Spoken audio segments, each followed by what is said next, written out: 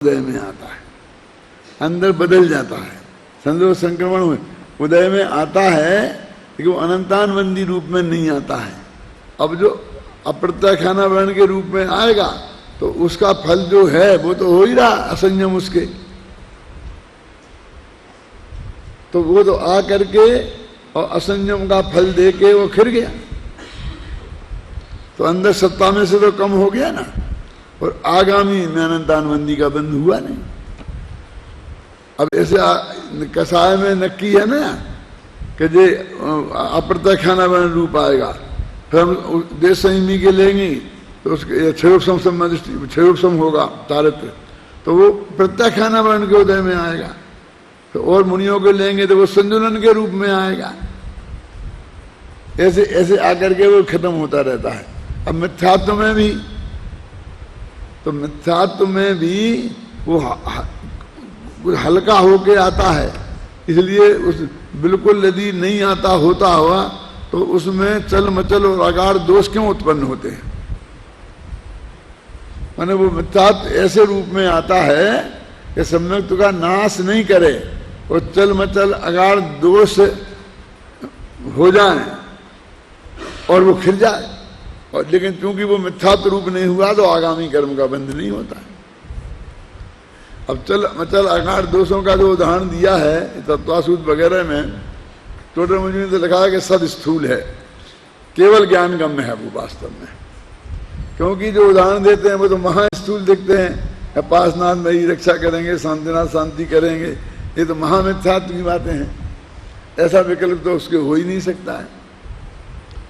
अब उस वक्त जिन पंडितों ने भी उदाहरण दिए हैं उन पंडितों को इसको ही साधारण दोष लगा है, उनको ये साधारण दोष लगा। टोडरमल जी को कोई ऐसा उदाहरण नहीं मिला। वास्तव में मैं तुमको थोड़ी कोशिश करता हूं समझाने की, लेकिन उदाहरण लिखित रूप से कभी लिखूंगा नहीं। थारा जी कोशिश कि उसको उस श्रद्धा में थोड़ा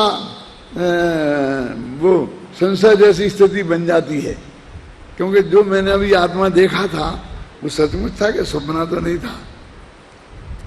मतलब थोड़ा सा उससे थोड़ा चलायमान होता है वो। ये भी बहुत स्थूल उदाहरण है, इतना तक नहीं हो सकता। माने इस टाइप का, इसलिए चल उसका सिद्धांत थोड़ा सा चल जैसा, और मल उसमें थोड़ी विकृति आई, और अगाढ़ है क्या है चल मल अगाढ़, तो उनकी जो गाढ़पना है उसमें वो अगाढ़पना आ जाता है, वो खत्म। लेकिन वो इस लेवल का नहीं होता है कि जिससे वो सम्मत दर्शन भंग हो जाए। अब हमको उदाहरण देते वक्त ध्यान रखना चाहिए कि वो सम्मत दर्शन ऐसा कोई उदाहरण नहीं निकल जाए जिसमें सम्मत दर्शन भंग हो जाए, ऐसी बात लगे।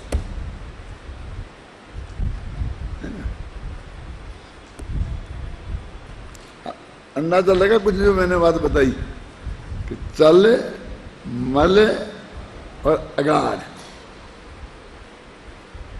ये दोष उत्पन्न हो जाते हैं, और इस तरह से वो आकर के खिर जाता है। तो कहते हैं ये दोष हो गए, लेकिन ये दोष ऐसे नहीं हैं कि जिससे बहुत बड़ी तकलीफ पैदा भई और हमारा पुराना कर्म खिर गया तो फायदा ज्यादा हुआ ना। जैसे डॉक्टर लोग एक दवाई देते हैं और वो ये कहते हैं कि देखो इस दवाई से आपका थोड़ा जी मिचलाएगा, थोड़ा सिर दर्द होगा, दस्त भी आएंगे थोड़े पतले, लेकिन घबराना नहीं, वो जो अंदर बीमारी है वो निकल जाएगी।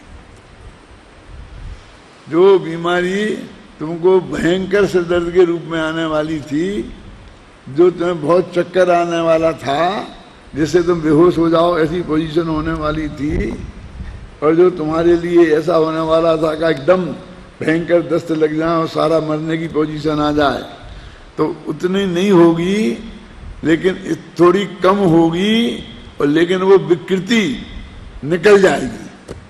तो अपन बर्दाश्त करते हैं ना, उसे जान लेते हैं, तो फिर परवाह भी नहीं करते उस सिर दर्द की, फिर जी में चलाने की परवाह भी नहीं करते हैं। कभी भूख कम हो जाएगी तो घबराना नहीं, कभी बड़ी तो भूख कम हो गई, भूख कम हो गई। बोलते ना डॉक्टर लोग, तो ऐसे ही चल मचल अगाड़ दो उसे और वो पुराना कर्म खिरता रहता है। ये बात कर रहे हैं देखो, पूर्वोदय को भोगते सतत निर्जरा होए और कर्म बंधना होए, इतनी सी बात है। अब ये आठों ही अंगों की भूमिका का छंद है कि जो 8 अंगों से सहित सम्यक दर्शन जिसके होगा उसकी ये बात है, समझ गया ना। अब अपने गाथा चल रहा है ना, जो चत्तार अभिपाये छिंदंती कर्म मोह करे,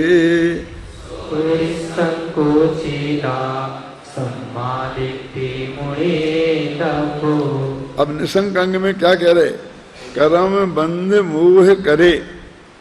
कर्म बंध और मोह को करने वाले चारों ही पायों को छिंदती, 4 पायों को जो छेद देता है उसे निसंक सम्यक दृष्टि जानो। अब ये 4 पाए क्या हैं, तो वो कहते मिथ्या तो अवृत्ति प्रमाद कसाय और योगी। बंध के 4 ही पाए हैं कि कर्म बंध मोह करे, कर्म बंध और मोह को करने वाले जो चारों पायों को छेद देता है।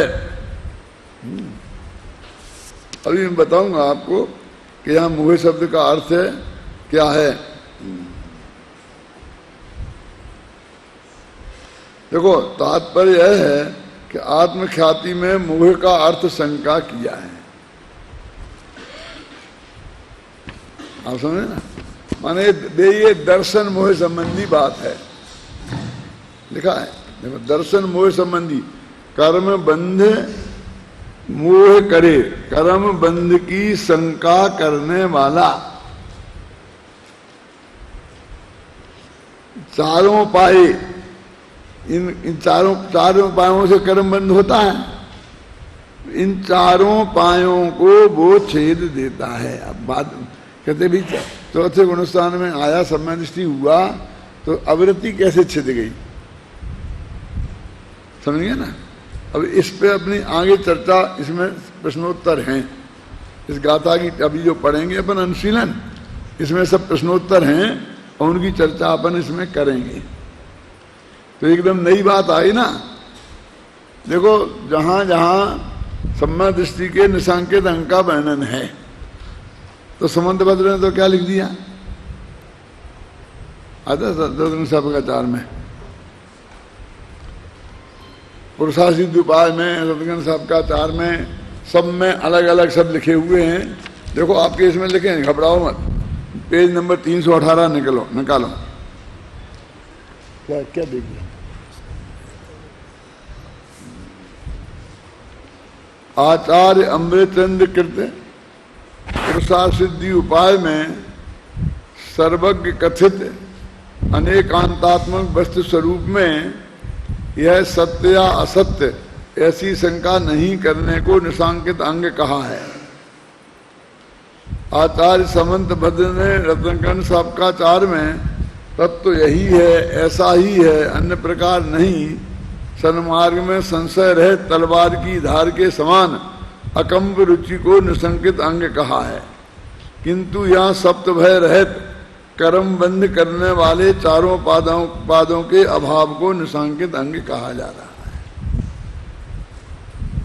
ये जो अंतर आया ना, यानी वो तो अंतर सबके ख्याल में आ रहा था कि 7 भय से रहित जोड़ दिया इनने, लेकिन ये नई बात है कि जो चारों पायों को छेदे वो निशांकित अंग है ना।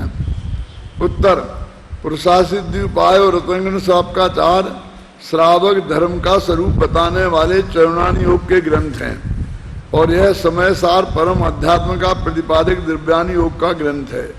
इसी कारण यह शैलीगत अंतर आ गया है। निशांकित अंग का धारी उक्त सभी विशेषताओं से संपन्न होता है, अतः सभी प्रतिपादन अपने अपने स्थान पर परम सत्य ही हैं। ख्याल आया क्या कह रहे हैं आप, समझे ना, ये फर्क क्यों आया है। अभी मेरे तो कहने का मतलब ये है कि ये दोनों विशेषताएं इन आचार्यों के ख्याल में नहीं थी, ये तो हम मान ही नहीं सकते, क्योंकि कुंद कुंद का समय सार पहले लिखा जा चुका था। समंत भद्र उनके तत्काल बाद के हैं। हो सकता है कि शायद समंत भद्र ने आचार्य कुंद कुंद के दर्शन भी किए हों, नहीं भी किए हो सकते हैं, लेकिन वो तत्काल के थे और वो इतने बड़े दिग्गज आचार्य थे, तो उन्होंने कुंद कुंद की ये चीजें नहीं पढ़ी हो, ये संभव नहीं है। और अमृतचंद्राचार्य तो आत्मख्याति के टीकाकार है और ये गाथाएं पढ़ी होंगी, और उसके बाद उन्होंने प्रसाद पहले भी लिख दिया होगा, तो अभी बाद में ध्यान तो आना चाहिए ना, तो बाद में करेक्शन कर सकते थे जब ये टीका लिखते। यानी पहले पीछे लिखने से कोई फर्क नहीं पड़ेगा, क्योंकि दोनों ग्रंथ पूर्ण हो गए ना। इसका मतलब ये है कि दोनों ग्रंथों को में एक जानते हुए भी उनने वो बात वहां लिखी है, ये मान के चले। ये मान के नहीं चले कि इनके मतभेद हैं कि अलग हैं, कि वो मानते नहीं थे। दोनों ही कुंद कुंदाचार्य के परम भगत थे। फिर भी हमारे में हम तो सबसे पहले छहराला पढ़ते हैं, तो वहां पर ये पढ़ लेते हैं क्या, जिन बच में शंका न धार, है ना। और फिर साबकाचार पढ़ते हैं, प्रसाद द्वीपाय पढ़ते हैं, तो फिर यहाँ ये पढ़ लेते हैं, वहाँ ये पढ़ लेते हैं। सब विद्वान भी पढ़ा देते हैं, और किसी को ये विकल्प भी नहीं आता है कि भाई इसमें कुछ सोचना चाहिए। वो पढ़ते हैं, जैसे बोलते पढ़ डाले, पढ़ के डाल दिए, पढ़ कर रखते नहीं है। और गुरुदेव श्री जैसे 6वीं क्लास पास गुजराती, वो भी हिंदी मीडियम से भी नहीं, उन्होंने उन पे विचार किया गंभीरता से। 2 जगह 2 बातें देखी तो विचार किया, करेगा कौन विचार, जिससे ये बात पढ़ रहे उसे उस वक्त वो बात याद रहे, वही तो करेगा। लेकिन वास्तव में तो हमें याद ही नहीं रहती है कि वहां क्या लिखा था। क्या याद आ जाए तो उसकी तुलना की आवश्यकता ही नहीं समझते हैं। और अलग अलग ख्याल में भी आ जाए तो ऐसा कह देते इसने ये लिखा उसने ये लिखा, बस बता देते हैं कि जिससे ऐसा लगे कि जैसे दो आचार्यों में अलग अलग मत है। उसके बाद ये ड्यूटी है कि उन दोनों का फिर वो समाधान इस रूप में प्रस्तुत करे कि ये दोनों में मतभेद नहीं है। माने एक को झूठा एक को सही सिद्ध करना उद्देश्य थोड़ी है आचार्य परंपरा में। उसकी नियत, उसकी अपेक्षाओं को खोजकर उनमें समन्वय स्थापित करने की होनी चाहिए, और वो नहीं होती हो तो फिर मजबूरी है, वो लिख सकता है। फिर वो लिख सकता है कि भाई मेरी समझ में नहीं आ रहा ये दोनों आचार्यों के क्या अभिप्राय है, लेकिन 2 आचार्यों की अलग अलग बात है। फिर वो अपनी ये बात को इतना व्यक्त कर सकता है कि एक झूठे हैं। धवल में इतना गंभीर प्रश्न आया, ऐसा आता है कि कोई स्त्रियां कितनी हैं, देवों की कुछ कहीं का प्रकरण आता है, तो उसमें वो लिखते हैं कि भूतकाल के सिद्धों से अनंत गुणी, ऐसा लगता है। और उससे इतनी ऐसा कुछ तुगनी सप्तगुणी वा, तुगुणा सप्तगुणा वा, या तुगनी है या सप्तगुणी है, ये तो बहुत अंतर है। अरे तुगनी में सप्तगुणी में तो बहुत फर्क होता है ना। तो क्या करें, एक आचार्य लिखते हैं त्रिगुणी है, दूसरे आचार्य लिखते हैं सप्तगुणी है। तो तुम क्या, हम इसमें करें क्या? इसमें हम समाधान कुछ कर नहीं सकते, अपेक्षा कर नहीं सकते, क्योंकि ये तो निश्चित संख्या बताई जा रही। तो हमने दोनों ही लिख दिया कि फला आचार्य त्रिगुणी बताते, फला आचार्य सप्तगुणी बताते, कि श्रोताओं के सामने दोनों मत आ जाए और फिर वो निर्णय करें जो भी जिसको करना है। तो उनने कहा कि तुम्हें कौन सी बात जचती है, ऐसा प्रश्न खुद उठाया। ये त्रिगुणी वाली लगती है सही कि 7 गुणी वाली? तो उनने कहा भाई मैं इस बारे में कुछ नहीं कह सकता। क्यों? क्योंकि फला आचार्य झूठे हैं ऐसा कहने के लिए मेरी जबान उपड़ती नहीं है। क्या? मैं नहीं कह सकता। मैं तो बस मैंने बहुत कोशिश की और मेरे को नहीं आया तो मैंने दोनों मत रख दिए, क्योंकि आगे मुझसे भी ज्यादा कोई ज्ञानी होंगे और वो कुछ कर सकेंगे तो ठीक है, नहीं तो ये बात समझ लेंगी। और फिर आगे बढ़ोगे नहीं साहब ये तो गलत बात है, ये तो गलत बात, ये गलत बात है लेकिन अप्रयोजनभूत है, तेरा सम्य दर्शन इससे रुकता नहीं है, ये तो जानने लायक है, पर जान ली झगड़ा खत्म, छोड़ो इसे आगे। तो इसमें ये कह रहे चारों पाए। देखो अमृतचंद्राचार्य तो यहाँ बड़े बिल्कुल उदास दिखते हैं मुझे। क्यों? कि देखो एक गाथा पे तो 7 छंद लिख दिए और इन गाथाओं पर कहीं कोई छंद नहीं, और टीका भी 1.5 लाइन की, 1.5 लाइन की, है ना। देखो इसकी टीका देखो 1.5 लाइन में है ना।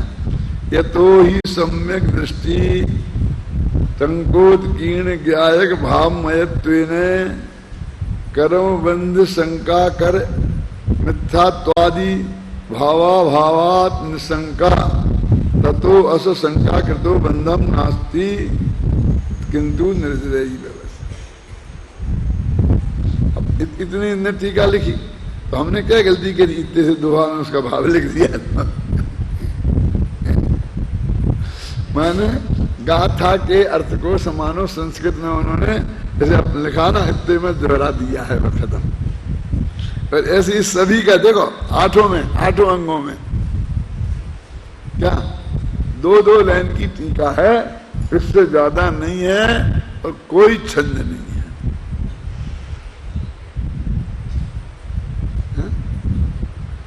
अभी अपन को बात कर रहे हैं कि कर्म बंध मोह करे सत्तारवि पाए छिंददी। देखो इसमें जो लिखा है वो तो मैं अभी पढ़ के सुनाऊंगा। सो निसंको चेदा सम्मत दिट्ठी मुड़े दब्बो। कहते जो कर्म बंध की शंका करने वाले जो मोह के 4 पाए हैं उन चारों पायों को छेदते हैं, इसलिए वे निसंक सम्यक दृष्टि आत्मा है ऐसा जानना चाहिए, है ना।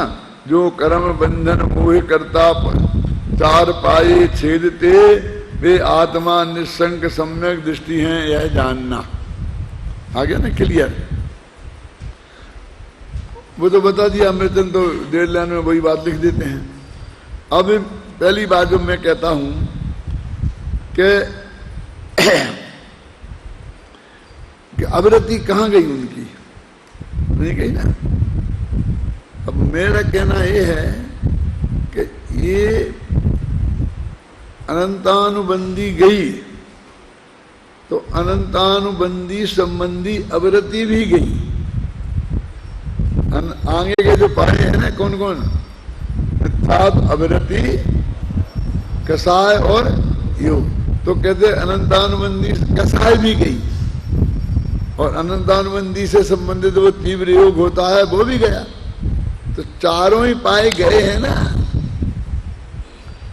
उतनी मात्रा में। ऐसा भेद मैं नो कसाय में भी करता हूं।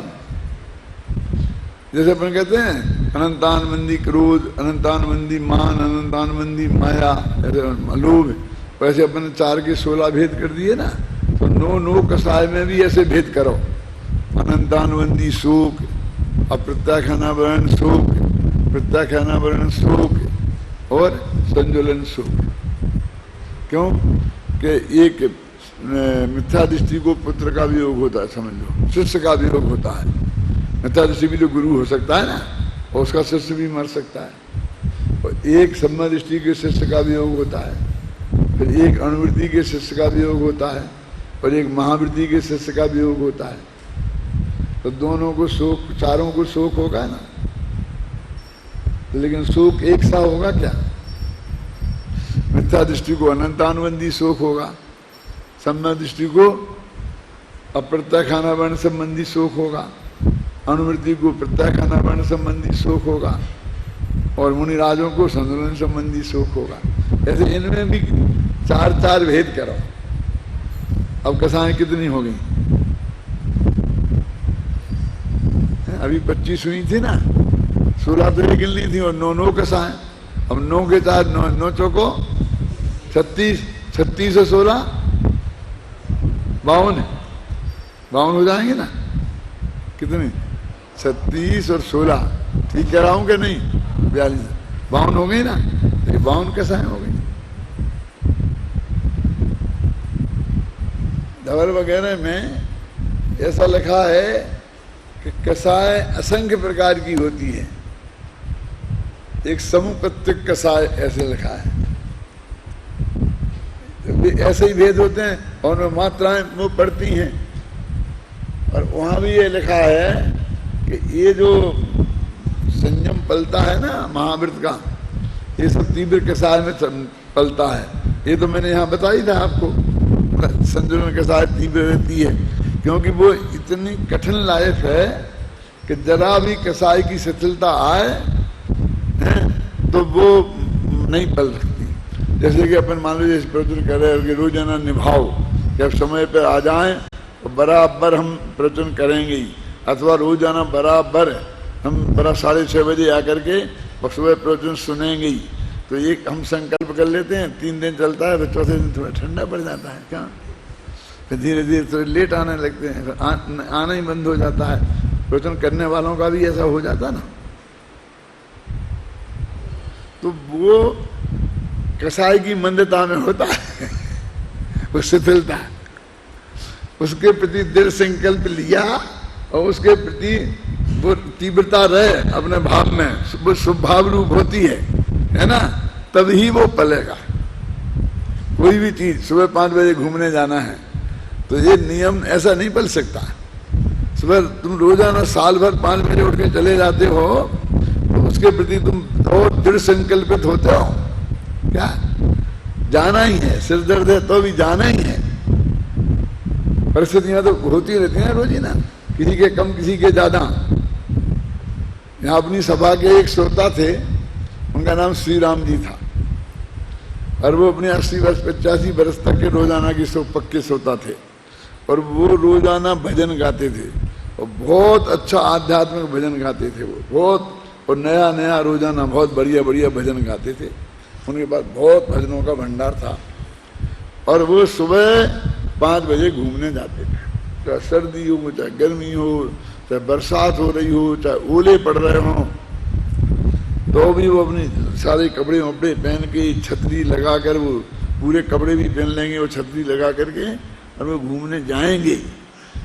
वो किसी कीमत पे एक दिन भी नहीं छोड़ते। कोई ऐसा कर सकता है? और वो उन्हें 85 वर्ष की उम्र तक, जब तक वो पलंग पे ही नहीं पड़ गए तब तक निभाया, और इसलिए 85 वर्ष की उम्र पाई। 85 तो मैं अंदाज से कह रहा हूं, और भी ज्यादा 90 भी हो सकते हैं। कोई भी जो ये संकल्प है ना, वो तीव्र संकल्प के बिना, तीव्रता के बिना निभाना संभव नहीं है। स्वामी जी घड़ी के 1-1 मिनट से प्रवचन करते थे, वो बंद कर देते थे, तो वो ये मालूम कब निभता है? वे आध घंटे पहले आकर के और अपनी गद्दी पे बैठ जाते थे। एक भी श्रोता नहीं होता था तब भी। तो श्रोताओं को शर्म लगती थी, तो बहुत श्रोता गुरुदेव आए तो आध घंटे पहले आके बैठ जाते थे। और अभी वो बिल्कुल बोलते नहीं थे, वहीं बैठे बैठे पढ़ते रहते थे या सोचते रहते थे, और श्रोता भी शांति से चुपचाप बैठे रहते थे, अथवा उस किताब को वे भी पढ़ते रहते थे जिसका था तो प्रतिदिन चलना है। तब वो सारी जिंदगी में ये निभा। तुम दौड़ते दौड़ते आओ तो नहीं निभ सकता है। एक मेरे मित्र थे यहाँ राजमल जी, तो वो कहते थे कि अजमेर में वे मुंशी थे पहले, और उनके जो जज थे उनके बारे में ये प्रसिद्ध था कि वो अदालत में 8 बजे है तो 8 बजे ठीक अपनी कुर्सी पे पहुंच जाएंगे, 1 सेकंड 1 मिनट पहले नहीं और 1 मिनट बाद नहीं, माने वो मिनटों तक। अपन तो 10-5 मिनट को तो गिनते ही नहीं है, क्यों? इतना लेट हुए तो उसको लेट ही नहीं गिनते हैं, है? हम कहते कि भाई आज तो लेट क्यों आए, तो समझते कहाँ लेट आ तो गया कि भाई 10 बजे का टाइम है ना, तो 10 बजे तो हुए हैं क्यों कहते कि नहीं कहते? उसको इतना लेट ही नहीं लगता है। तो वो ये कहते थे कि ये कैसे निपटा था, क्योंकि हम तो अभी अपनी कार में बैठ के जाए, ट्रैफिक में फंस जाए, बहाने तो हमारे पास क्या एक्चुअल भी बात है, बहाने नहीं, एक्चुअल परिस्थितियां भी तो हैं। तो वो ये कहते थे कि वो अपने बंगले से चलकर और अदालत के पास पीछे एक आम का पेड़ था, छतरी मतरी लगाकर वो जो गर्मी सर्दी के हिसाब से, और वहां आकर के बैठ जाते थे और घड़ी देखते रहते थे, फिर घड़ी के हिसाब से फिर जाकर के वहां बैठ जाएं और फिर आगे बैठ, तब वो निपटी है।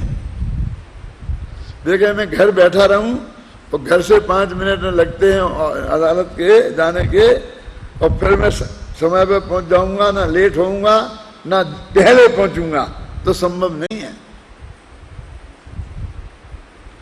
अब जानते हैं बड़े बड़े फंक्शन होते हैं, प्रधानमंत्री वगैरह के आते हैं ना, तो वो लोग जो स्टेज पे आते हैं उसके पहले एक पीछे कमरा होता है, उस कमरे में आके 8 घंटा 15 मिनट पहले बैठ जाते हैं सब जो मुख्य लोग हैं, समझे ना, और सब जनता यहाँ बैठी रहती है कि नहीं आए, वो कमरा में फिर वे समय पे आ सकते हैं।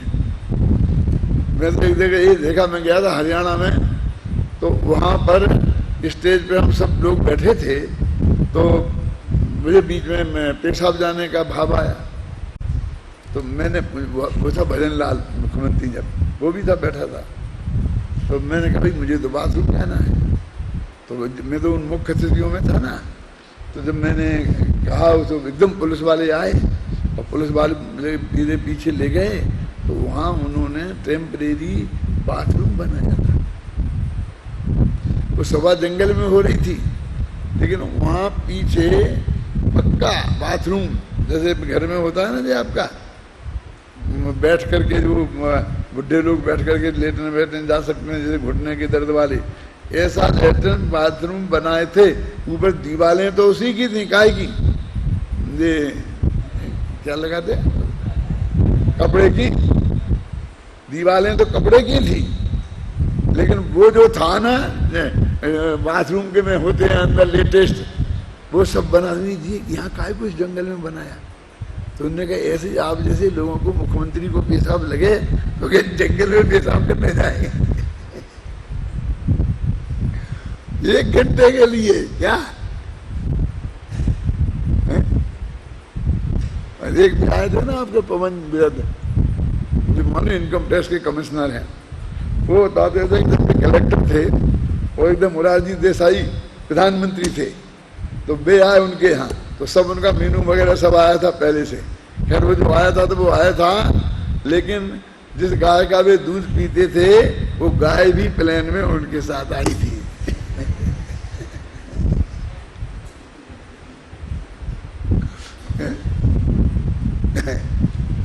आप फिर सोच नहीं सकते हैं। तो उस दिन मेरे को अनुभव हुआ कि भाई मैं कहते ये सब लग्जरी है, ये मूर्खता की बातें हैं कि इसके लिए 1 घंटे के लिए वे आएंगे तो लैट्रिन बाथरूम बनाना पूरा ये लग्जरी है, वो बर्बादी है पैसे की। लेकिन जब उस दिन मुझे बीच में पेशाब जाना पड़ा, क्या ख्याल में है ना, तब मुझे इस बात का अनुभव हुआ कि ये जरूरी है। तो प्रधानमंत्री की सुरक्षा कितनी बड़ी होती, ऐसे जंगल में पेशाब करने जाएंगे, लेटरिन जानी हुई तो लेटरिन भी तो आ सकती है ना अचानक। अभी तो क्या सभी का धर्म तो सबका एक सही है ना, शारीरिक परिस्थितियां हर एक सबकी एक सही है ना, तो उसकी भाई वो आवश्यकता है, वो ये नहीं। अपने अध्यक्ष है ना, उन्होंने पीछे वो लेटर बनाई ना, इसलिए बनाई, उसी विकल्प से अमेरिका रहे ना 18 साल। स्टेज पे जो लोग बैठे हैं उन्हें पेशाब करने जाना है तो कहाँ जाएंगे? उनको खुद को जाना पड़ता था तो मेरे घर आना पड़ता था। तो बोले कि ये एक अच्छा लगता है। और वहां पर सब आ गए हो, ताला लगा है, बाई के पास खोजते फिरो, ताली खोजते फिरो, फिर वहां ताला खुलवाओ, फिर जाए तो बहुत नहीं। तो इसलिए उन्होंने खुद का खर्चा करके वो बनाया। और उन्होंने कहा इसको नीट एंड क्लीन रखना, सिर्फ वीआईपी को। लेकिन अब तो वो अपने यहाँ तो क्या चलता है, सब ऐसा भी तो चल रहा है। पोल पट्टी कैसे वो महीना 2 महीना में हो जाएगी, बिल्कुल खराब, टूट जाएगी, फूट जाएगी, वो वीआईपी लायक नहीं रहेगी। तो उसकी तुम सही व्यवस्था। तो ये जो सब बातें अपन को छोटी छोटी बातें हैं, लेकिन इन पर अपना ध्यान नहीं जाता है। अब वो अनंतानंद जी के जो है ना, जैसे ही भेद करो अपन तो चारों पाए उसने छेद किए हैं। चौथे गुणस्थान वाले ने क्या किया है? बंद करने वाले चारों पायों को अंश रूप में छेद किया है। कौन से 4 पाए? मिथ्यात्व, अभिरति, प्रमाद और कसाय। अपन पेज नंबर बदल गया मेरा। हाँ, अब देखो अपन इसमें पढ़ते हैं, सारा समाधान करते हैं ये सब बात का।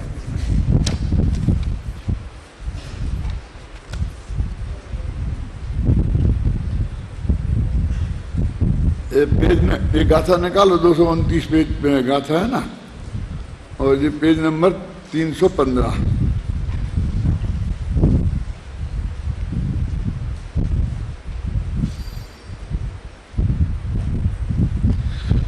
इस गाथा बात टीका का भाव स्पष्ट करते हुए पंडित जयचंद जी छाबड़ा भावार्थ में लिखते हैं। मिल गया नीचे का पैरा बिल्कुल। सम्यक दृष्टि को जिस कर्म का उदय आता है उसका वह स्वामित्व के अभाव के कारण कर्ता नहीं होता। इसलिए भय प्रकृति का उदय आने पर भी सम्यक दृष्टि जीव निशंक रहता है, स्वरूप से च्युत नहीं होता।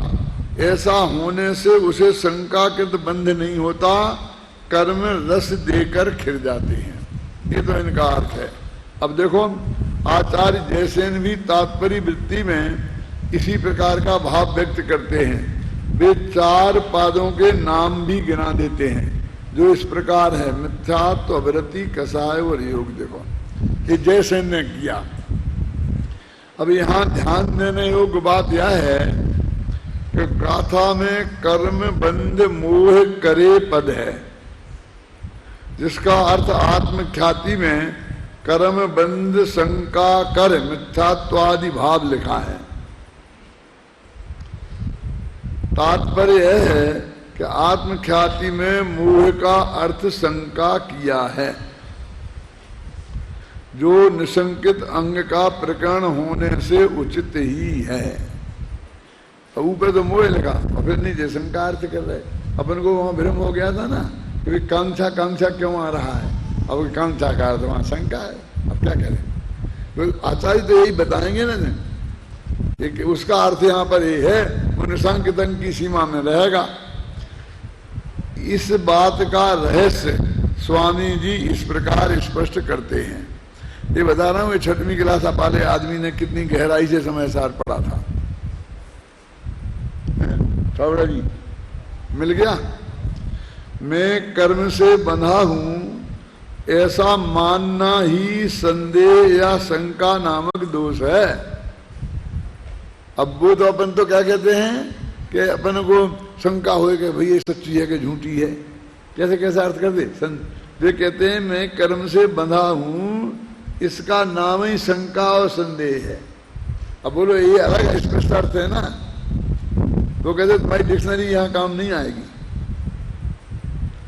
हम डिक्शनरी में खोल के देख लेंगे शब्द का क्या अर्थ है, और उसमें 25 अर्थ लिखे होंगे, और फिर उसमें से कोई ना कोई अर्थ में यहाँ बैठा लेंगे। नहीं बैठेगा, क्योंकि अभी ऐसा अर्थ वहां कहाँ लिखा होगा। देखो मैं तो कर्म व राग के संबंध से रहित अबद्ध मुक्त स्वरूप ही हूं, ऐसा मानना वह अनुभव करना ही सम्यक दर्शन है। दूसरे तरीके से कहें तो मेरा स्वद्रव्य कर्म के संबंध में है, ऐसा संदेह ज्ञानी को नहीं होता कि कोई संदेह है कर्म से, क्योंकि वह जानता है कि एक ज्ञायक भाव में स्वद्रव्य में कर्म व राग आदि हैं ही नहीं, यह एक ज्ञायक भाव स्वयं सदा पर के संबंध से रहते ही है। यहाँ मिथ्यात्वादि में आदि शब्द से अविरति, कसाय और योग के परिणाम ग्रहण किए हैं, उनमें मूल तो मिथ्यात्व ही है। ये बात आ गई ना गुरुदेव ने की वाणी में। देखो मेरे पास एक पत्र आया है और एक सेमिनार है और उसमें मुझे कर्म फिलॉसफी पे लिखने के लिए लिखा है और उसने खूब मार्गदर्शन दिया है कि कर्म किस प्रकार तकलीफ देता है, कर्म क्या करता है, कर्म ऐसा करता है, इस पर आप समझाएं। अब सब्जेक्ट दिया है जो अपन दिन रात समझा रहा है इसके बिल्कुल विरुद्ध है। हमने कहा तो मैं क्या करूं इस विषय पर बोलूं। मैंने एक खबर भेजी है, भैया ये सेमिनार जाने दो, ऐसा है तुम तो मुझे बुलाओ, क्या कह रहे। अब मैं क्या खबर थी, प्रमाद और योग सबका अभाव हो गया तो सीधा मोक्ष ही हो जाना चाहिए था ना। तो इन चारों का अभाव है तो अनंतानुबंधी संबंधी चार मानने पड़ेंगे ना शांति जी, देखा ना। हाँ चारों का ही अभाव है। मूल गाथा में भी कहा है ना कि चत्तारदि पाये छिंददी, के चारों पायों को छिंद दिया, अर्थात जो मिथ्यात्वादि चारों ही पादों को छेदता है वह निसंकित सम्यक दृष्टि है। अब भी आज एक जो ग्रुप है हिंदुस्तान में वो कह देगा कि संबंधन सिद्धों को ही होता है, बस असली और किसी को नीचे होता ही नहीं है।